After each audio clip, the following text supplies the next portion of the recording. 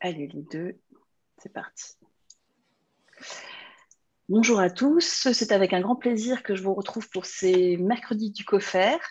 Aujourd'hui, j'ai le plaisir d'accueillir mon maître et ami, le professeur Pierre Laforgue de Marseille, qui va vous parler d'un sujet qui vous intéressera tous, puisque c'est comment communiquer et les données qui correspondent aux océonécroses de la mâchoire avec les bisphosphonates, traitement que vous prescrirez régulièrement. Il est d'autant plus légitime dans cette présentation qu'il a travaillé justement avec l'URPS pour fabriquer un document que vous pourrez remettre aux patients sur les risques d'ostéonécrose de la mâchoire quand les patients prennent des bisphosphonates. Donc Pierre, je vais te laisser prendre la parole. Je disparais, je réapparaîtrai au moment des questions. Je vais te laisser juste partager tes diapositives si tu veux bien.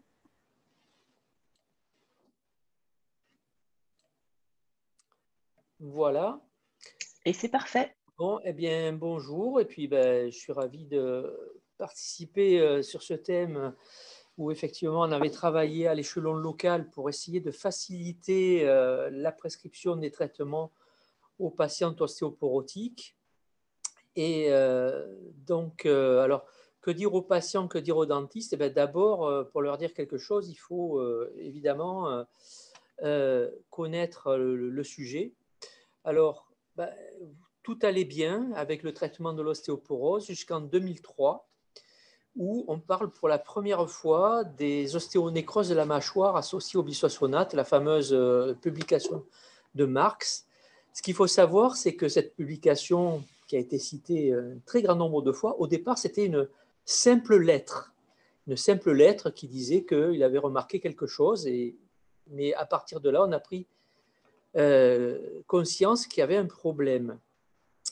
Donc au départ, c'était considéré comme spécifique, finalement, une complication spécifique au bisphosphonate.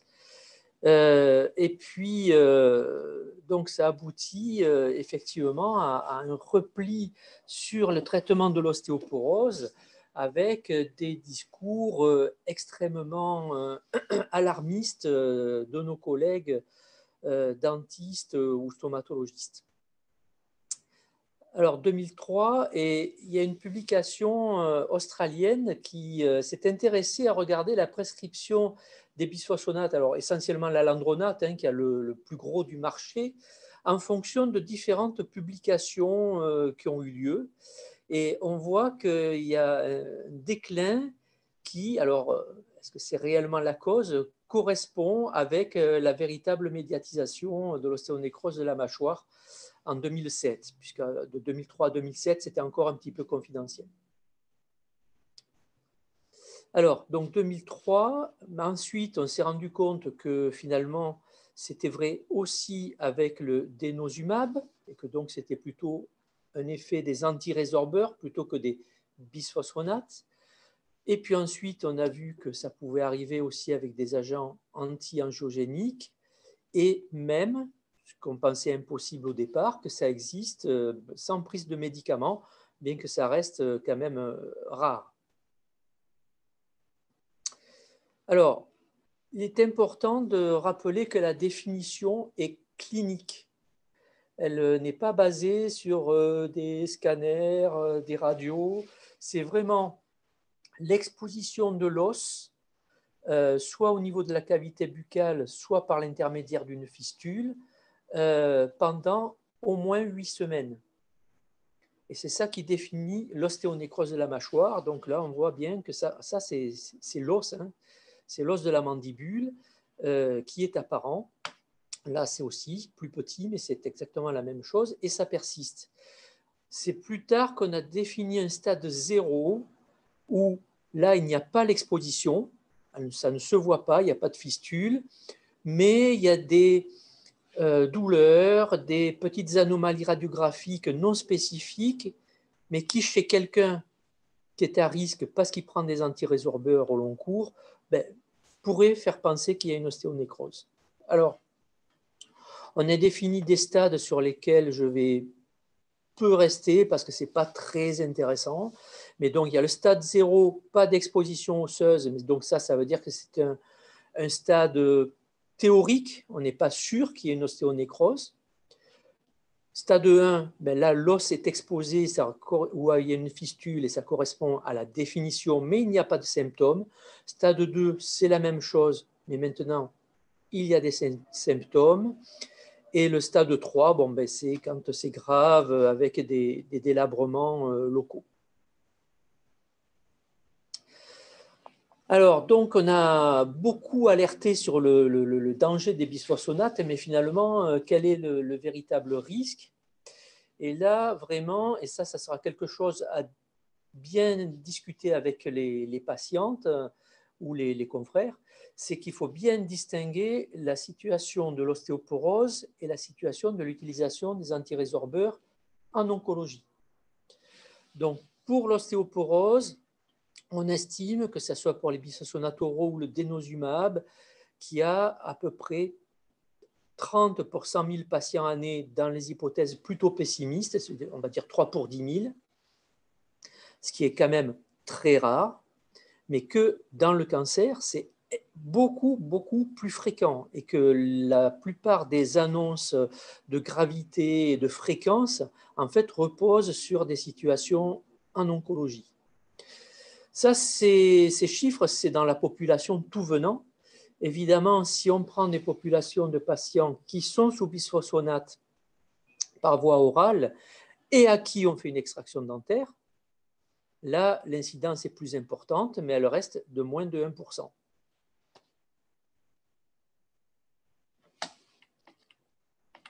J'essaye de faire passer la diapo. Voilà. Alors, donc, dans l'ostéoporose, le risque existe, mais il est faible et il ne remet pas en cause la balance bénéfice-risque. Ça, c'est un calcul que je me suis amusé à faire moi-même. C'est que si on prend, par exemple, le seuil d'intervention par le FRAX qui existait dans les anciennes recommandations de l'ostéoporose, on voit que pour une femme de 75 ans, on propose un traitement chez une femme qui a un risque de fracture majeure de 20% sur 10 ans, c'est-à-dire de 2% par an. Si on le compare au risque d'ostéonécrose tel qu'on le connaît dans les statistiques, on peut dire que le risque de fracture ostéoporotique majeure est plus de 100 fois plus élevé que le risque d'ostéonécrose de la mâchoire dans cette population traitée.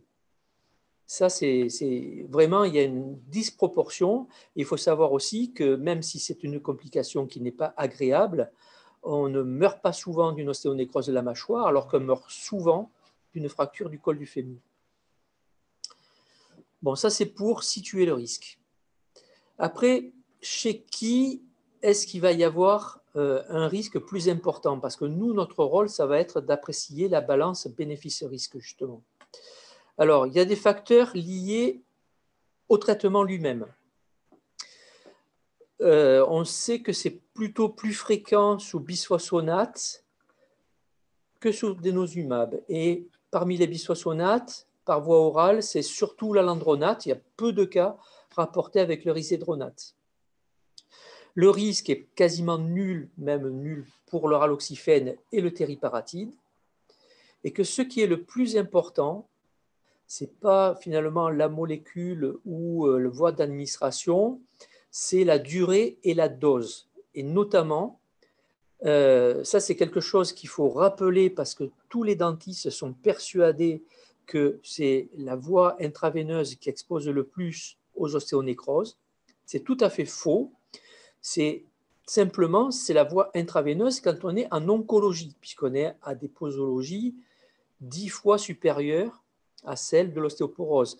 Mais avec les bisphosphonates intraveineux, c'est-à-dire l'acide zolédronique, dans l'ostéoporose, il n'y a pas plus d'ostéonécrose que par exemple sous alendronate par voie orale.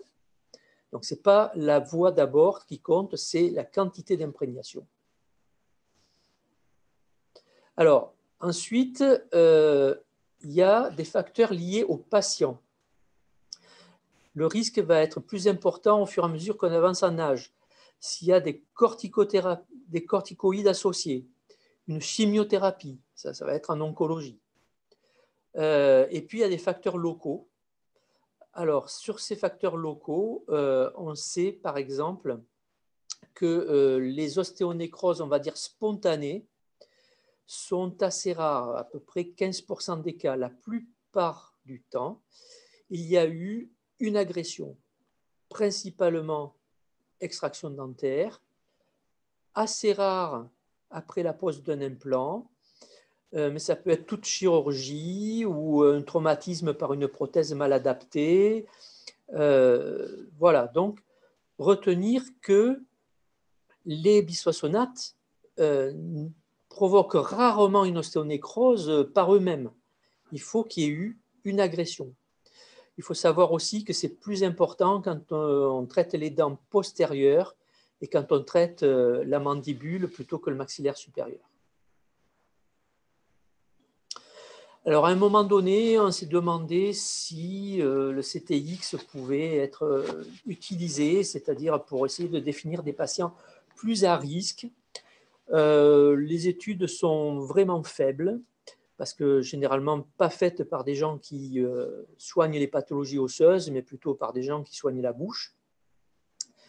Et on considère qu'il n'y a pas lieu d'utiliser le CTX pour définir le risque d'ostéonécrose. Ceci dit, quand on regarde les études, si on regarde l'ensemble des populations dans ces publications, on voit que le fait d'avoir un CTX bas n'est pas véritablement prédictif ou non d'avoir une ostéonécrose de la mâchoire. Par contre, quand on regarde les bisphosphonates oraux, c'est-à-dire qu'on s'affranchit de l'oncologie, ben, on voit qu'il y a quand même un gradient et que quand même, plus le CTX est bas, plus le risque probablement est important et plus il est élevé, moins il l'est. Voilà. Mais il n'y a pas de recommandation pour les utiliser. Alors, pourquoi est-ce qu'on fait des ostéonécroses de la mâchoire sous antirésorbeur? Ben, on ne sait pas trop, parce que chez l'animal, déjà de façon générale, vous savez que les modèles animaux souvent ne sont pas strictement transposables à l'humain. Mais en plus, là, on a utilisé des posologies de bisphosphonates qu'on n'utilise pas chez l'homme, ou alors on a utilisé des cultures cellulaires pour rechercher la toxicité des bisphosphonates sur certains types cellulaires. Mais finalement, on n'a pas tellement de preuves directes du mécanisme des bisphosphonates pour l'apparition d'une ostéonécrose. Et même, souvent, on présente en avant la problématique de oui, mais qu'est-ce qui a fait quoi en premier? C'est-à-dire, par exemple, on dit qu'il y a plus de nécrose après avulsion dentaire, mais est-ce qu'on n'avait pas fait des avulsions dentaires chez des gens qui avaient mal parce qu'il y avait une ostéonécrose déjà en développement? On sait qu'il y a un rôle important de l'infection, mais est-ce que c'est parce que c'est une ostéonécrose septique ou est-ce que c'était une ostéonécrose qui secondairement s'était infectée? Enfin, il y a beaucoup de choses qui ne sont pas totalement éclaircies. Et enfin, aussi, pourquoi une ostéonécrose de la mâchoire? Parce qu'on a recherché, est-ce que les bisphosphonates font des ostéonécroses ailleurs ou des ostéites septiques ailleurs? Non, c'est vraiment quelque chose qui est propre à la cavité buccale. Alors, ceci étant dit, on va dire que le schéma qui est admis, c'est que finalement, il y a la conjonction de deux choses. Alors, au départ, il y a un os qui est fragilisé alors avec soit par exemple par les antirésorbeurs, parce qu'il y a un faible remodelage. On sait que quand il y a une forte imprégnation de bisphosphonates, il y a des micro-cracks, ou bien l'os est fragilisé parce qu'on a altéré sa vascularisation, par exemple avec les anti-angiogéniques. Donc, bref, un os qui n'est pas très apte à se défendre. Et ensuite, ben, il y a une effraction osseuse, extraction dentaire, blessure, enfin, tout ce qu'on peut imaginer. et qui, par essence, se produit dans un milieu septique. La bouche, c'est septique. Et tout ça aboutit à une ostéonécrose qui est une ostéonécrose septique. C'est bien différent des ostéonécroses aseptiques qu'on connaît à la tête du fémur, par exemple. Donc, une ostéonécrose septique par la conjonction de tous ces facteurs.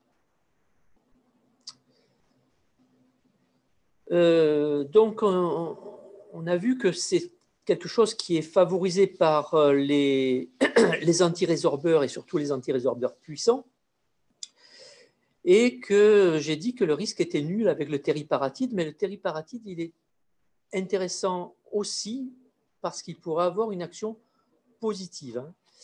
Donc, il y avait une méta-analyse qui avait déjà rapporté, vous voyez, en 2017, 44 cas, il y en a eu davantage depuis, de cas où on avait rapporté un effet positif chez des gens qui ont une ostéonécrose de la mâchoire. Vous avez un exemple ici dans cette publication où on a une ostéonécrose tout à fait évidente et que sous tériparatide, on arrive quasiment à avoir une normalisation de la mandibule. Et dès 2015, dans les recommandations internationales, on avait envisagé que chez les patients ostéoporotiques avec une ostéonécrose de la mâchoire, le tériparatide pourrait être intéressant.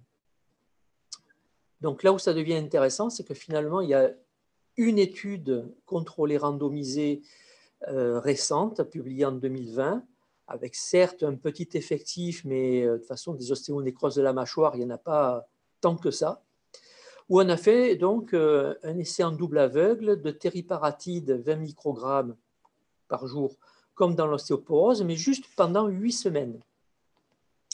La plupart des patients étaient dans un contexte néoplasique, et on voit qu'au fil du temps, le pourcentage de patients qui étaient également traités de leur ostéonécrose, qui ont encore des signes d'ostéonécrose, est moins important sous tériparatide qu'avec le traitement standard associé à un placebo. Donc, c'est à garder en mémoire. Donc, chez qui éventuellement le tériparatide pourrait être intéressant? Dans l'ostéoporose, évidemment hors contre-indication et dans le respect des AMM, ça peut être intéressant chez par exemple une femme ostéoporotique qui aurait 2 fractures vertébrales et qui aurait des soins dentaires à faire, de dire vous allez faire un traitement par tériparatide, ça vous laisse 18 mois pour faire les soins dentaires et après on pourra faire ce qu'on veut. Et éventuellement, ça pourrait être intéressant aussi chez quelqu'un, là aussi, qui aurait une indication au tériparatide et qui aurait une ostéonécrose pour aider à la guérison. Mais ça ne repose pas sur des recommandations validées, ça c'est juste un avis personnel. Alors, maintenant, on va rentrer dans un petit peu ce que vous pouvez, vous, faire à votre niveau. Déjà, ce qu'il faut savoir, c'est qu'il y a des recommandations qui ont été faites justement par la Société française de stomatologie et chirurgie maxillofaciale et chirurgie orale qui disent exactement ce qu'on devrait faire et dont on se demande si les dentistes et les stomatologistes lisent leurs propres recommandations. Parce qu'il suffirait de les lire et d'appliquer les choses et on nous ficherait la paix. Mais ce n'est pas le cas. Enfin, sachez qu'elles existent. Alors,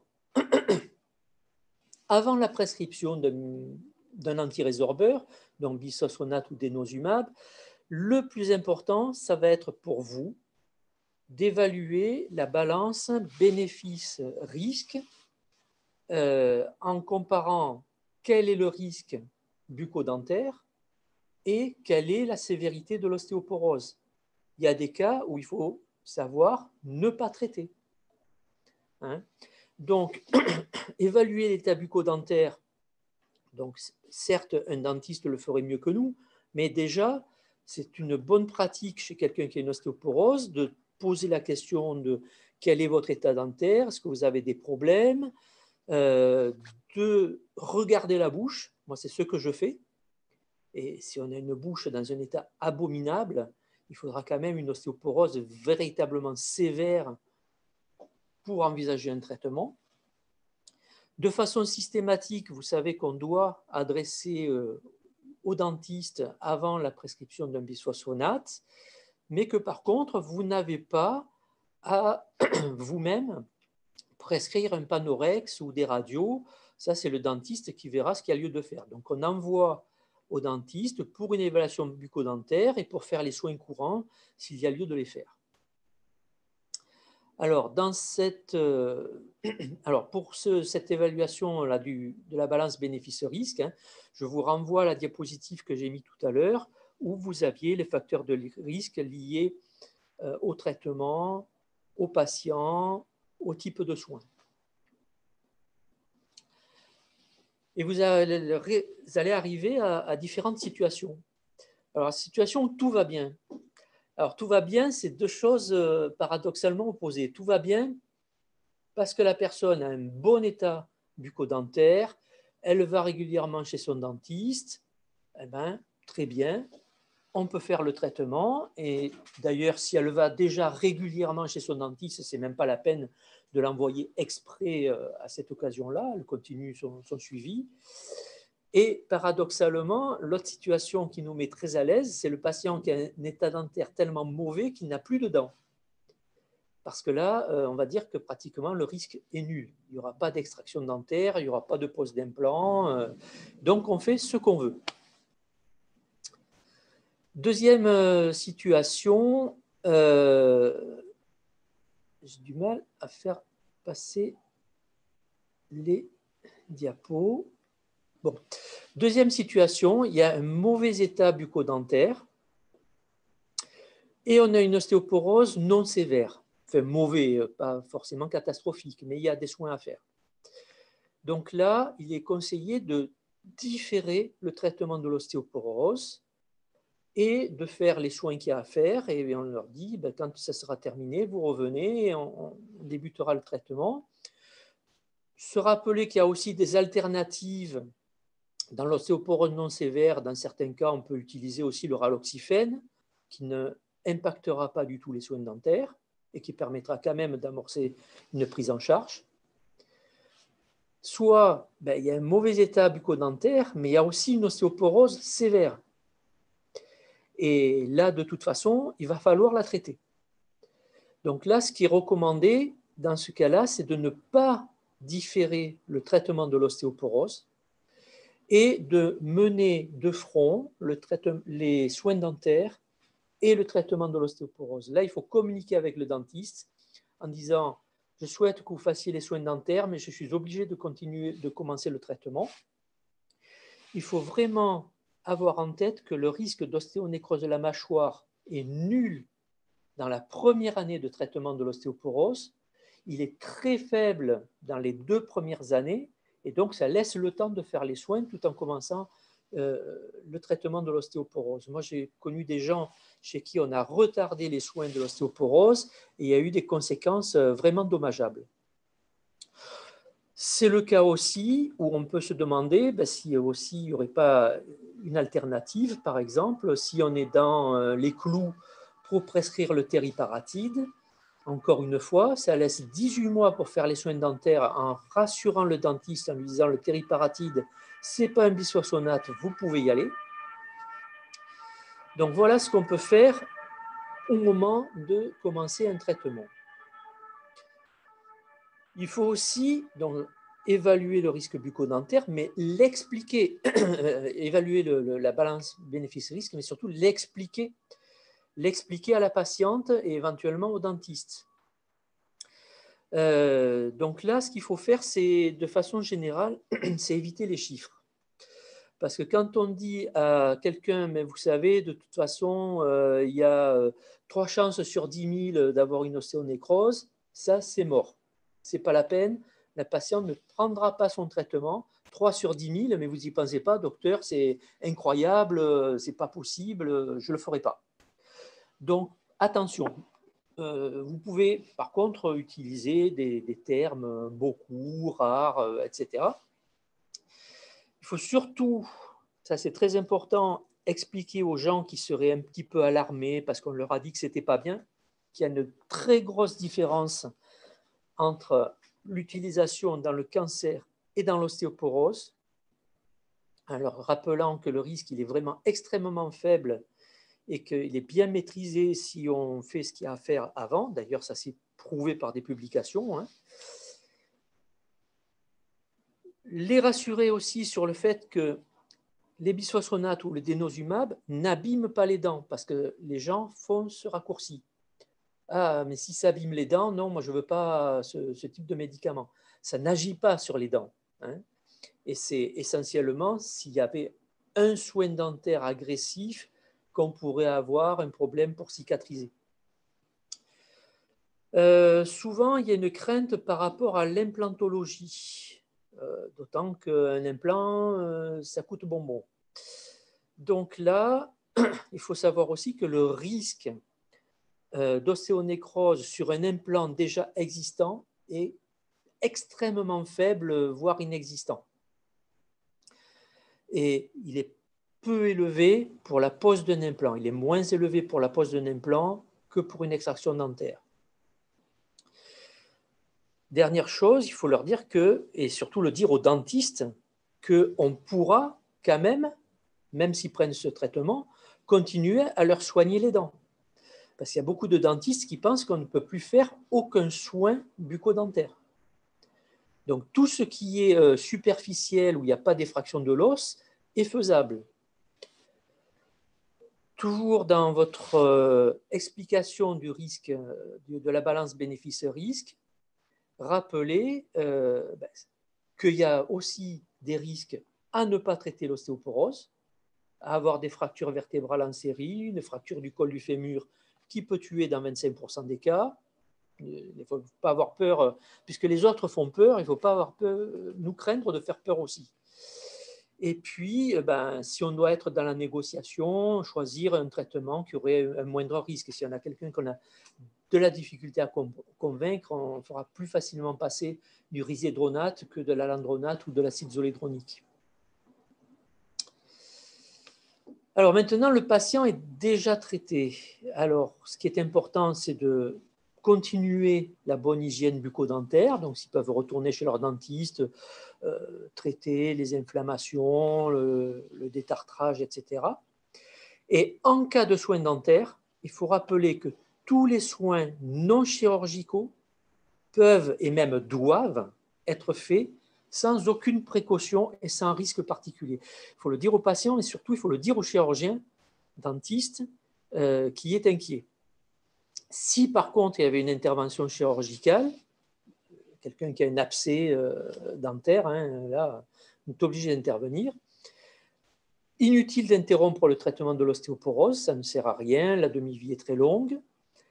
Et surtout, si le patient est sous dénosumab, ne pas décaler les injections, parce que vous savez qu'un retard de 1 ou 2 mois d'injection de dénosumab, dans certains cas, est suffisant pour entraîner une cascade fracturaire.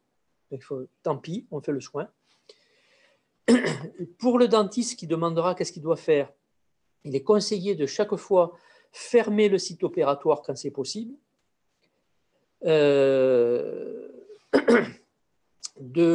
voir si le geste est réellement important, parce que parfois, il y a des gestes qui ne sont pas urgents, pas importants, qu'on n'est pas obligé de faire. Quant à l'antibiothérapie, il n'y a aucun consensus, c'est au cas par cas, et c'est au dentiste de voir s'il pense qu'il faut un traitement antibiotique. Et puis ensuite, surveiller.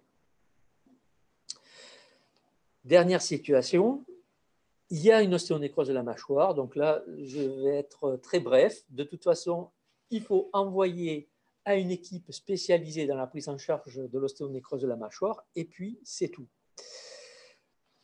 Donc, en conclusion, il y a un risque faible, très faible même, dans le cas de l'ostéoporose, mais il ne faut pas non plus le minimiser, sinon on n'est pas crédible par rapport aux patients. Il faut qu'ils voient qu'on connaît la chose, qu'on s'est renseigné et qu'on l'a pris en compte dans le choix de la décision. Évaluer le rapport bénéfice-risque et puis l'expliquer aux patients et rassurer et guider les dentistes ce qui suppose de vraiment communiquer avec les patients, communiquer avec les dentistes. Et à ce sujet, voilà, je ne sais pas si vous me voyez. Donc, par exemple, nous, à l'échelon local, on a fait avec les URPS ce document, qui est un quadriptyque. Donc, c'est court, hein, il y a finalement peu à lire. C'est traité sous forme finalement de quiz où on teste ses connaissances et ça donne envie ensuite de lire les réponses. Et ça, c'est quelque chose, par exemple, qui est très utile pour remettre à la patiente qui la remettra à son dentiste, ou même moi, quand il y a des dentistes qui m'écrivent en me demandant qu'est-ce que je peux faire, je leur réponds en leur disant je me permets de joindre à ce courrier ce document qui pourra vous intéresser. Voilà, je vous remercie. Merci beaucoup, Pierre. Alors, le temps que les questions arrivent, j'en ai quelques-unes dans les différentes situations. La première, tu nous as dit dans l'ordre de ta présentation, tu nous as parlé de la classification et du stade 0 où il n'y a pas encore d'anomalie. Quand tu parles des signes cliniques non spécifiques, il y a quelque chose qui doit nous alerter. Est-ce qu'à ce moment-là, il y a quelque chose à faire ou à ne pas faire? Par exemple, envoyer rapidement le malade chez le dentiste ou on les traite par le mépris? Non, les signes cliniques non spécifiques, c'est la douleur. La douleur dentaire chez quelqu'un qui est imprégné de bisphosphonate, parce qu'encore une fois, il faut vraiment qu'il y ait une grosse imprégnation. Hein. Dans l'ostéoporose, il faut au minimum 2 ans de traitement pour dire que vraiment il y a un risque à prendre en compte. Et dans ce cas-là, oui, il faudra quand même l'adresser au dentiste. Ok. Deuxième question, c'est plus par rapport à l'ostéonécrose, c'est une ostéonécrose septique. Et pour autant, tu dis qu'il n'y a pas d'intérêt à mettre une antibiothérapie prophylactique systématique parce qu'on a démontré que ça ne servait à rien ou parce qu'il n'y a pas eu de travaux? Euh, il y a eu des travaux, mais rien qui ne ressorte de façon claire. Et là, ce que j'ai dit, je le dis, en fait, je l'ai dit sous le contrôle de notre spécialiste local, odontologiste, qui a participé d'ailleurs à l'élaboration de la plaquette et qui connaît bien le sujet, qui avait fait une revue de la littérature. Et il n'a pas été en mesure de trouver une argumentation pour dire qu'on doit le faire systématiquement. Et il faut savoir d'ailleurs que, par exemple, pour les endocardites, l'antibiothérapie prophylactique systématique en cas d'extraction dentaire chez quelqu'un qui a une valve cardiaque n'est plus d'actualité. Ça veut dire qu'ils le font plus systématiquement maintenant. Systématiquement.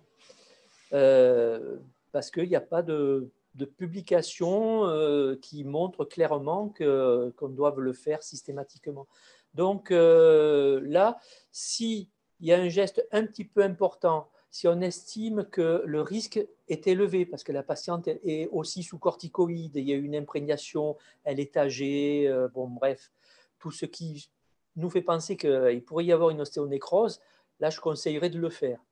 Dans d'autres cas ou de chirurgie moins importante, chez quelqu'un qui a un risque qui n'est pas majeur, il n'y a pas lieu de le faire.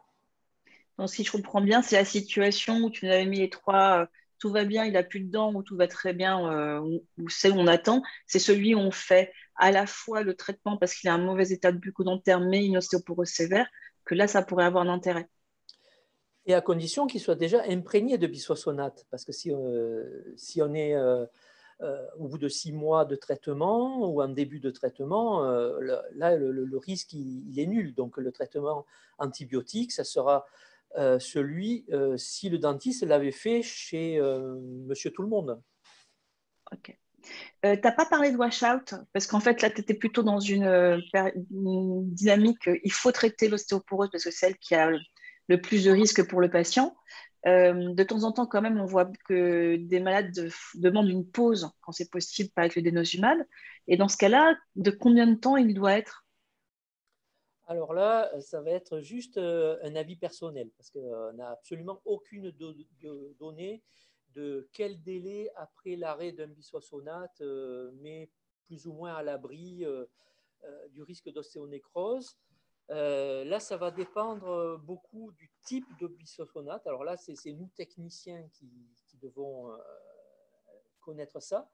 Il faut savoir que, par exemple, on dit toujours les bisphosphonates, mais tous les bisphosphonates ne sont pas identiques. Il y a deux bisphosphonates qui ont un effet rémanent vraiment important, c'est l'alendronate et l'acide zolédronique.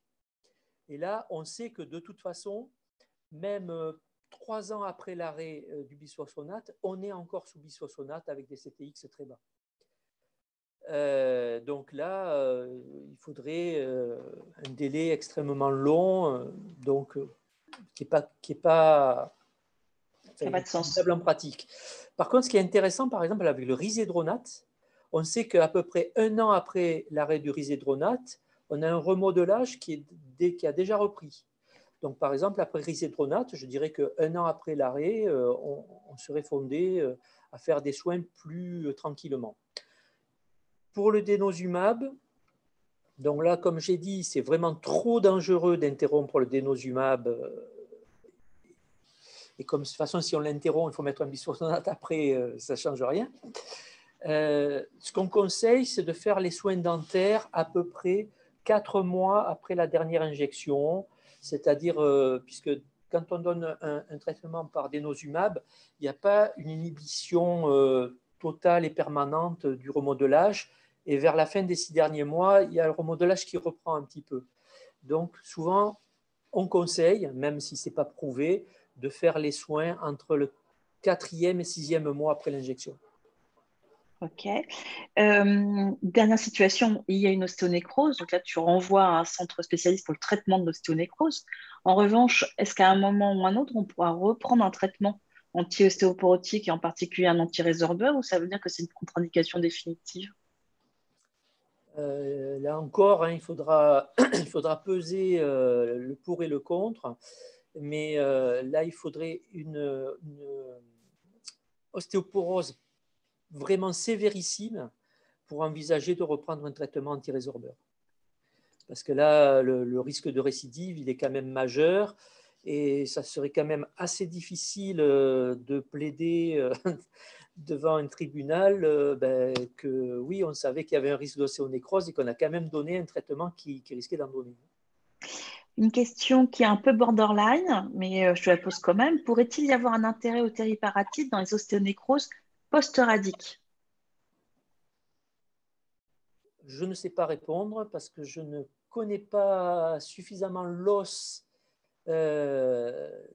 post-radique. En tout cas, normalement, la radiothérapie est en soi une contre-indication au tériparatide. Hein.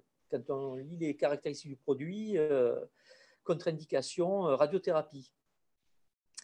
Donc, je ne conseillerais pas de le faire. Alors, je vais lancer le sondage pour être sûre de l'avoir lancé. Je remercie tout le monde de le remplir, en particulier pour nous dire combien vous êtes et qu'on sache un petit peu l'audience. Ça laisse le temps pour une dernière question s'il y en a une. A priori, j'en ai pas d'autres. Alors attends, parce qu'il y a à discuter, et puis après, il y a levé la main. Ah si, voilà. Euh, Est-ce que le tabac est un facteur de risque? Il n'est pas rapporté en tant que tel. Enfin, après, je n'ai pas la totalité des publications en tête, bien sûr, mais enfin, il ne revient pas régulièrement dans les recommandations. Mais enfin, on peut penser que oui, puisque c'est quand même quelque chose qui est fortement associé au mauvais état bucco-dentaire. Autre question, est-ce que tu fais la consultation systématique chez le dentiste et puis qui verra ou pas s'il fait le panoramique, ça a été dit, pour une perfusion de bisphosphonates en cas d'algodystrophie, où là, ça ne va pas être un traitement au long cours? Personnellement, non. Alors, bon, déjà, quand on utilise les bisphosphonates, par exemple hors AMM ou dans des indications vraiment différentes de l'ostéoporose, souvent c'est des gens beaucoup plus jeunes. Par exemple, l'algodystrophie, dysplasie fibreuse, c'est des gens beaucoup plus jeunes et où on ne sera pas forcément amené à réitérer le traitement. Donc, dans ce cas-là, moi, je regarde leurs dents, je leur demande s'il n'y a pas de problème et je leur demande d'ouvrir la bouche. Si tout va bien, 1 ou 2 perfusions, pas de problème. Si je vois que quand même il y a des chicots et que ce n'est pas très reluisant, là oui, j'envoie. Ok. Eh bien, écoute, je crois que ça y est, maintenant on a répondu à toutes les questions. Merci encore. Et puis, eh bien, écoutez, je crois que c'est moi la semaine prochaine. Et je ne sais même plus ce que je vais vous raconter, mais ce sera sûrement intéressant. Ciao. Allez, au revoir. Au revoir.